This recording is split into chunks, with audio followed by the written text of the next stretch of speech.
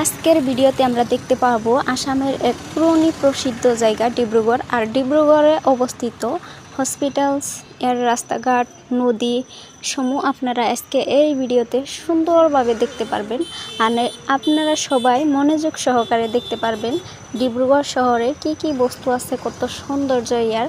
তো এটা যেহেতু অনেক পুরনো জায়গা, এখানে আসাম মেডিকেল কলেজ যেটাকে বলা হয়, এই মেডিকেল কলেজটা আসামের প্রথম মেডিকেল কলেজ 1947 সনে এটা এস্টাবলিশ করা হয়েছিল।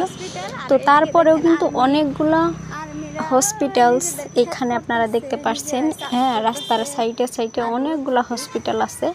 তো এইখানে হসপিটালে পুরো একদম প্রসিদ্ধ, মানে হসপিটাল। যাই হোক, এখানেকার সৌন্দর্য অনেকই সুন্দর, আপনারা সুন্দরভাবে বস্তুগুলো লক্ষ্য করবেন। তো আমরা যখন এখানে চলে আসলাম, তো এখান থেকে চেষ্টা করব ভিডিওগুলো আপনাদেরকে দেওয়ার জন্য। আসসালামু আলাইকুম, আশা করি আপনারা সবাই ভালো আছেন। আলহামদুলিল্লাহ, আমিও ভালো আছি। রোজা রমজানের দিন, আশা করি আপনাদের সবারই রোজাগুলো খুব ভালো কাটছে, আমারও অনেক ভালো কাটতেছে। ইনশাল্লাহ পরবর্তী সময়েও খুব ভালোভাবে কাটাতে পারবো বলে আশা রাখলাম।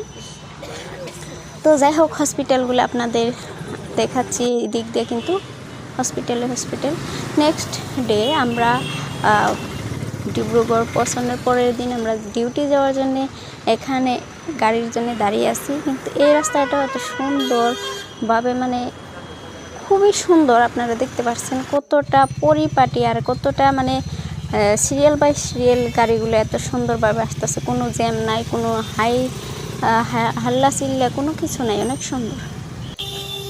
তো এভাবে আমরা পয়েন্টের পরে পয়েন্ট এভাবে পার করতে আসি আর কি। আর এখানে আমরা এক্স্যাক্টলি যে জায়গাটা আপনাদের দেখানোর চেষ্টা করতেছি, পল্টন বাজার।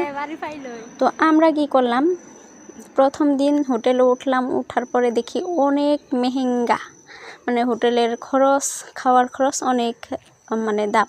তো তার জন্যে নেক্সট ডে আমরা বেরিয়ে পড়লাম রুম খোঁজার জন্যে। সন্ধ্যাবেলায় মানে ভাটিবেলায় রুম খোঁজার জন্য বেরিয়ে গেলাম। তো খুঁজতে রুম তো পাইলাম না। লাস্ট পর্যায়ে এখানে 6টা আলি আছে পল্টন বাজারে, এখানে রাতের অল্প ভিউ নিলাম। নেওয়ার পরে জাস্ট একটা দিন এভাবে আমরা পার করলাম। করে নেক্সট ডে অন্য হোটেল, মানে অন্য লজ হোটেল এগুলো খোঁজার চেষ্টা করলাম। পরের দিন আমরা পাইয়াও গেলাম আল্লাহর রহমতে। পরের দিন থেকে আমরা অন্য একটা শিফট হয়ে গেলাম। তো এইভাবে আমরা অনেক দিন